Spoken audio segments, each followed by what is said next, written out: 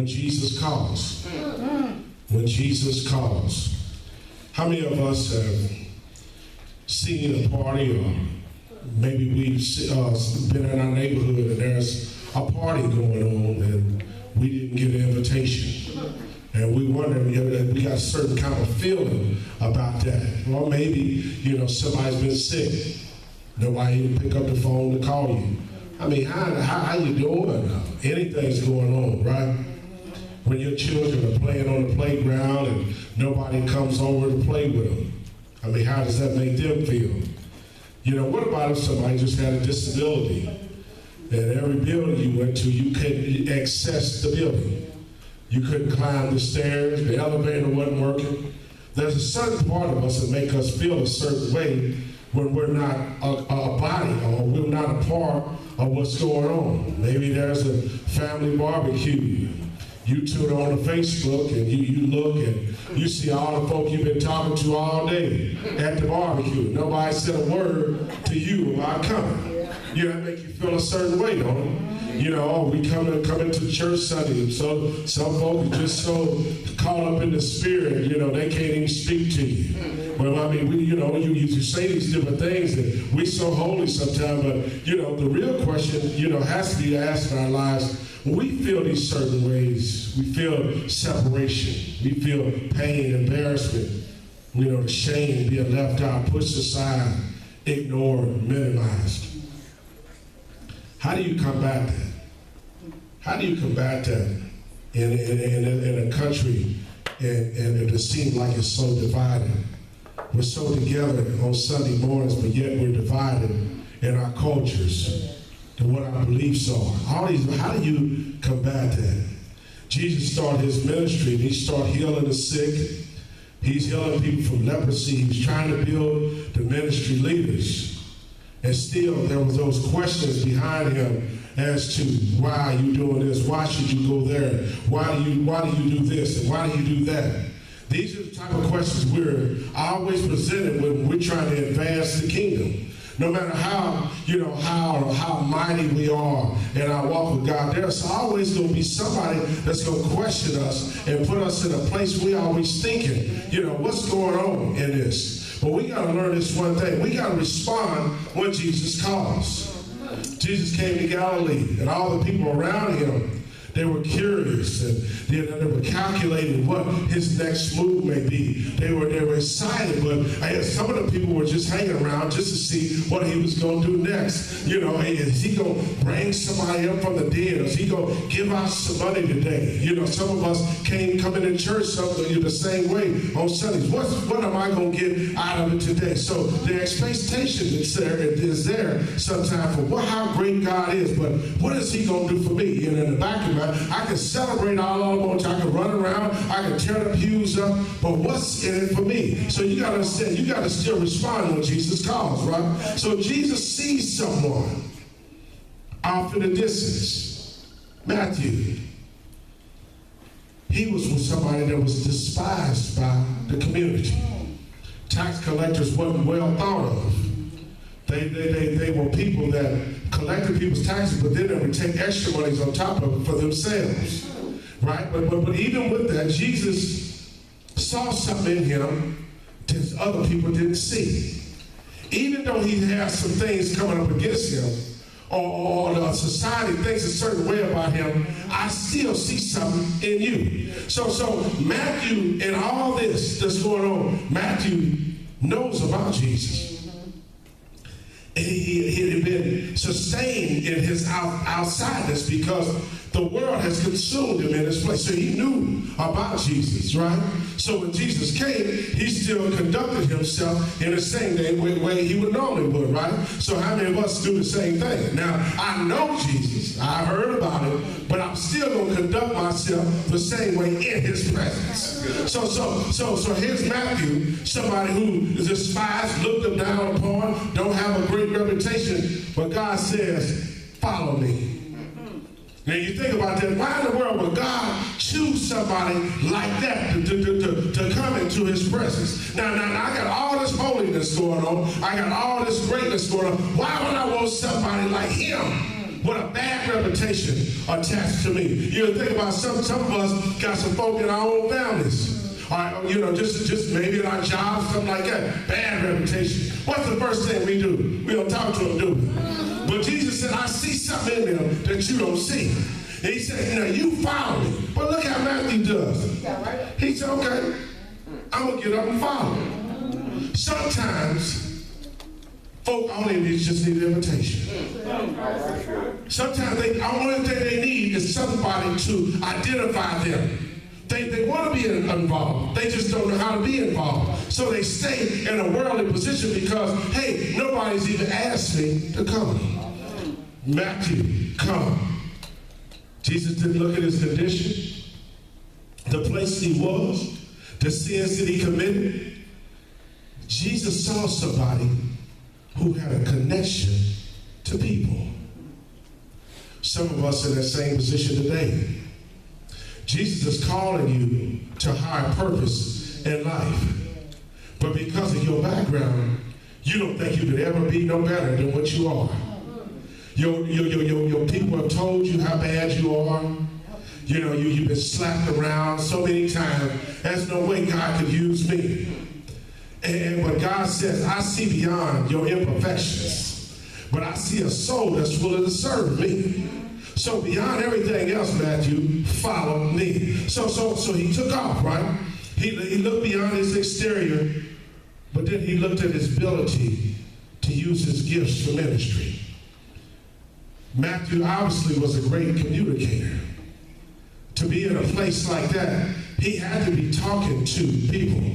So he had gifts that Jesus said he could use. Some of us have those gifts. And we have to use those gifts for the kingdom. Some of us are great artists, you know. We have abilities that we don't show in the kingdom because we don't think they can be utilized. But you can use that creativity for kingdom work without. You know, some of us are, you know, great communicators. I was at Rochelle's job about a month or so ago, and I went in there, and she just had everybody had everybody, immersed in what she was talking about. She was laughing, she was playing, she was engaging, but everybody had their concentration on her because she offered them something that they may have been looking for that day. She said, look, don't come in my line if you're not going to be smiling.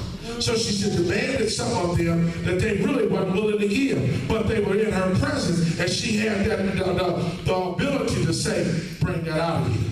Because if you want me to serve you in some type of way, you're going to have to smile while you're in my line. So I look back, everybody in the line was just a smile. They haven't even got there to be waiting on yet. But she set an example of what it means to be in my presence. So Jesus did the same thing. In order for you to be in my presence, you got to learn how to follow me.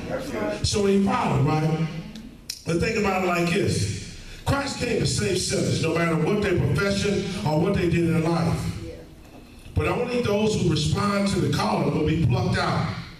If a person falls into 10 feet of water, would he drown? The depth of the water really is not the issue.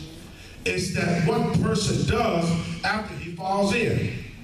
If he comes up out of the water, he can be saved, right? But he stays under the water, he's doomed. The same is true for people in the path of life.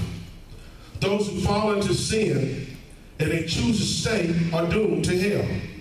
But those who fall and don't choose to, those who fall but choose to get up will be saved. So we always are presented with options to get ourselves out of it, right? But we got to understand the impact of what Jesus has on you. Matthew immediately went to the others who needed Jesus the most. So after he followed, he immediately grabbed those in his circle and started having a party at the house. So here Jesus was invited to come to a place where sinners were.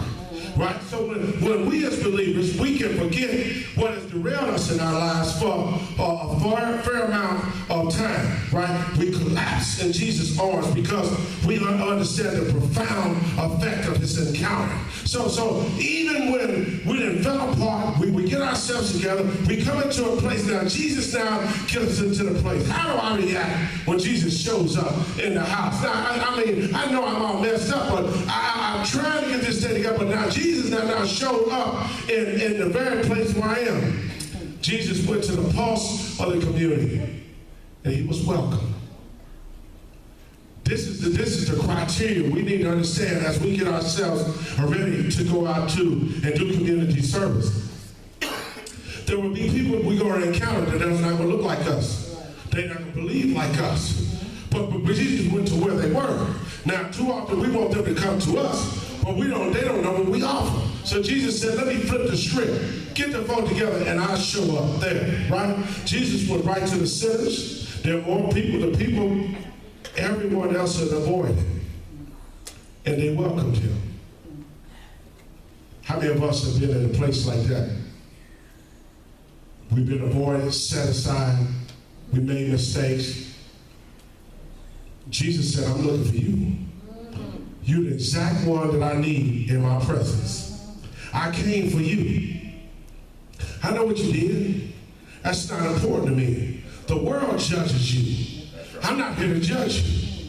Ain't that great to know that, man, even when I messed up, I can go back to somebody who's not going to put my business on Facebook or tweet out what I done said or secretly record what went on in the conversation. I got somebody who truly embraces me and said, man, I got you. Don't worry about that. Yeah, you're going to fall. You're going to stumble sometime. You're going to say some things in your mouth. So some things going to come out your mouth that shouldn't come out. But God said, don't worry about that.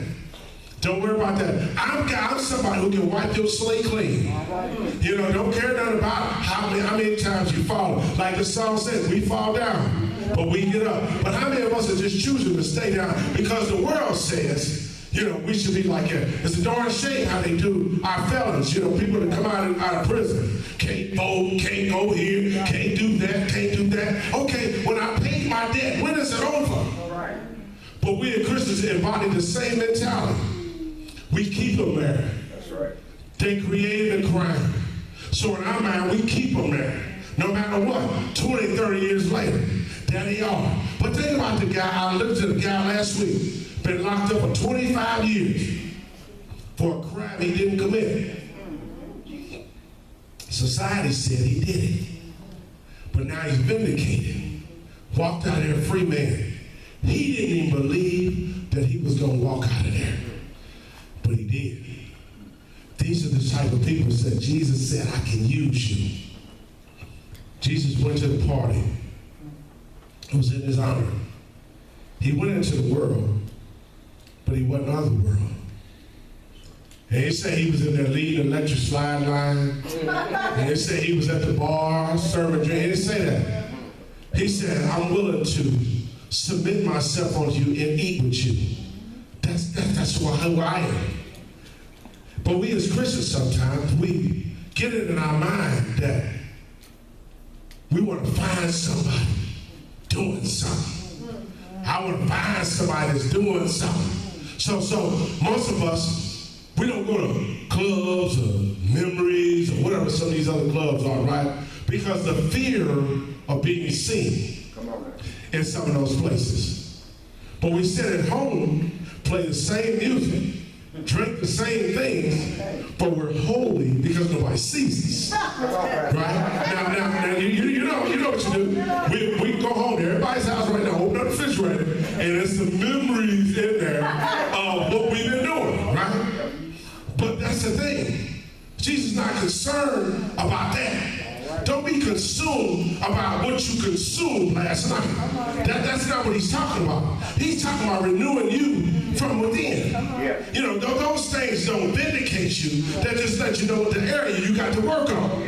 Right? So he said, come on out of there, right? But we, as a people sometimes, we got a problem with people that don't look like us, don't have the same colors. For some folk got short hair, some folk ain't got no hair. We we got an issue with that because they don't look like us. So when do we get over the point to say, man, and I don't care what you look like. I don't care where you been, what side of town you live on. We as a people need to come together and say, man, enough is enough. So we got to respond to when Jesus calls us and go to a whole nother level. But at some time, it takes us separating for some folk that don't go follow the way we want Jesus in our life. Some people are not going to make that transition with you, okay? But the thing of it is, you can't give up on it. The thing of it is, plant the seed. If you got to come back and see if it's growing, that's fine. But don't keep on tug of war with somebody that you know that ain't going to follow you at that moment. You never know when the transition will take place. That's right. Your job is still to go plant the seed. That was your job. I asked you to come to church Sunday. You didn't come. They will come when they're ready. That's right. They will come when they're ready. We spend too much time coming up against folk that don't react when we say react. It's like when somebody's dealing with a drug issue. They don't come out of it until they're ready. That's right. You can give them all the brochures, you can give them all the prayer and all that, but it's up to them to make the choice. Matthew knew he was all messed up, but he responded because of the invitation that was given. We got to be in that same place. When the church steps out of its comfort, there are always going to be naysayers. That's right. There are going to be those who are going to come against you. That becomes, they're not only going to come against you, they will create a persona where we have to stay within these four walls because we're scared of what we encounter when we go outside of there. We go out, we have a community outreach, and nobody shows up after that. That doesn't grade your effectiveness. What it does is get you ready for the next round. We still have to be prepared to encounter people that don't believe like we believe. They might not ever come here. But our job was to what? Follow the demonstration of what God is doing in there and just watch. Everybody's not going to have the immediate result like he did. He has all power. And they were mesmerized because of what he was doing. We have to eliminate that same power in our lives, and then they will follow. But you got to ask yourself this question. Are you ready to get dirty? Come on. Outreach is dirty. That's why a lot of folks don't want to do it. Going through the neighborhood, knocking on doors. Won't do that. Won't do that. They ain't nothing cool in that. Really? What about that one person, that door you knock on, needed prayer? What is your impact then? We got to understand, it's not about us. We got to get outside of that, right? Amen. There were two men who were shipwrecked. And one, he seen the end coming. He started to say, Lord, dear Lord, I know I've broken most of your commandments. I've been a sinner all my days. Lord, if you just spare me, and before he could finish that sentence, the other guy said, hold up. Before you commit, I think I see a ship coming. So we have that same mentality sometimes. We fall, Lord, save me. But then he said, wait a minute, do I really want to commit now? Because if I say this now, I'm actually, I said I believe. Now I know I've been messed up. He didn't already confess. And I've been messed up. I done went across all your commandments. I know I've been a sinner. But he said, man, before I walk down that aisle, there may be another ship coming that I can get on. It's going to take me in a whole other direction. How many of us are holding out for another ship? Said, man, look here. I know I messed up, but I've been conditioned mentally to stay in this same place. So I'm just going to wait on the next ship to pass so I can get on it. Following Christ is not easy. That's why a lot of folk don't want to do it. Because we as a church have set up so many parameters, it scares folks sometimes. Folk feel like they can never get to that stratosphere of what you set up for them, so they'll never come. You scare them half to death. When it takes a process. That's right. All I got to do is be submitting unto him. Jesus gonna do the rest. Don't worry about all the sins you committed. Matthew didn't go up there and go to a confession. He just started to enact on what God asked him to do. Jesus is asking you today, are you ready to get dirty? Or are you ready to respond? But he said, never forget the mission. Verse 30, what it means. He said, I desire mercy, not sacrifice. For I've not come to call the righteous, but the sinners. That's my mission. Excuse me. He said, Jesus came to the spiritually sick. I'm going to sit amidst these folks that are sick. That's what I'm going to do. Sin is a sickness that people need to heal. We're in a place right now where Jesus said, you need healing.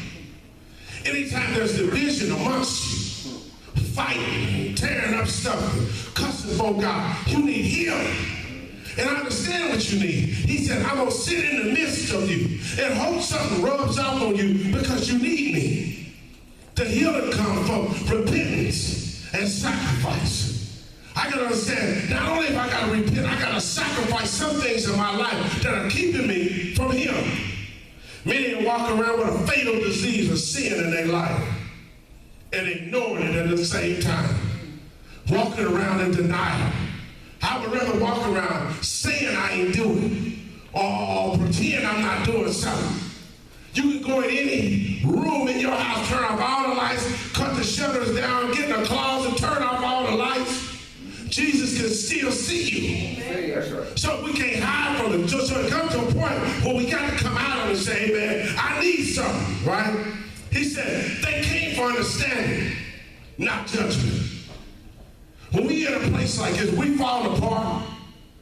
We understand we done messed up, but I got to come from a place, I want somebody to understand me, not judge me. We all come from somewhere. I don't need you to condemn me. I need you to pray for me. I need you to give me a helping hand when I need it. The second chance is not a death warrant. It's a rescue. Some of us need that rescue because I'm in a place where I'm dying, where I'm at. Jesus said they need to be accepted. They need to be accepted. See, out here just want to be accepted. I just want to be invited to the party. That's all I want. I don't want to be set off to the side the rest of my life. I know people look at me a certain way because I came from a certain place in my life. But I just want to be accepted now. I just want to be in a place where I can worship God in spirit and truth without somebody looking at the tattoo that I had when I was in a gang. That's who I used to be. I'm not that person no more. I know the last time we talked, you cussed me out and all that. I got there. But I ain't that person no more. Just help me get to that next place I need to be. Yeah, I've been in prison, I've been in trouble. But man, I'm not that person no more. I found Christ. No, you ain't. No, you ain't. We got to accept him. That's right. Because we are, right? But he said, he's telling the Pharisees, when you learn this, he said, I know you got all your education, and y'all have been to the best biblical colleges, y'all know the law inside and out. But he said, until you learn this, you ain't got to where I need you to be. Although we struggle in that, there's always going to be somebody who will tell you about yourself. That's good. Somebody's going to be a naysayer. Somebody's always going to question your motives. Yeah, you're going to that church, but you still ain't doing nothing, and I seen you do this. There's always going to be those people that's going to do that. That's right. But how do you rise above it? He said, give them mercy. He said, I came to give them mercy. Pharisees, I know y'all doing all that talking behind my back, but this is what I came for. He said, until you learn this, you will never understand my kingdom. Jesus came to save us for my sin and death. The call to repentance. The question has to be asked, have I responded to Christ? Have I obeyed him and repented? You got to ask yourself, have I responded yet? Have I responded to Jesus in the way he wants me to respond? Or am I fine where I am? I know it's a struggle sometimes because we put so many things out there for folk. But Jesus said, until you learn this simple thing, I didn't come to call the righteous. I came for the sinner. Jesus came for you. But are you ready to get dirty? Because when Jesus calls you, you're going to get dirty. You're going to go through some things. There's going to be some struggles in your life that you're not going to be able to explain. You're going to get up sometime, you're going to be in a tug of war with sin. Yeah, that addiction is all on you. And you feel like you ain't got no way out. But Jesus said, I can get you out, but you got to be willing to make a sacrifice for me. That small sacrifice you make for me is nothing compared to the glory that's coming later. You got to be ready for it. But he said, you got to put yourself in a place to receive it. Jesus went to the sinner and sat among them and ran back and rested. They started to change their lives around because of his presence. Now you got to ask yourself, am I ready to change? Let us stand today. As we get ready to receive Christ, today is your day. Somebody in here is really struggling with this thing. It's all on you. Thank you for watching. Please come join us for worship every Sunday at 10 a.m. We are located at 40 West 40th Street, Indianapolis, Indiana, 46208. We are located inside of the Martin Luther King Jr. Center. Remember to stay connected and subscribe to our YouTube, Twitter, Facebook, and website. Thank you and have a blessed week. God bless.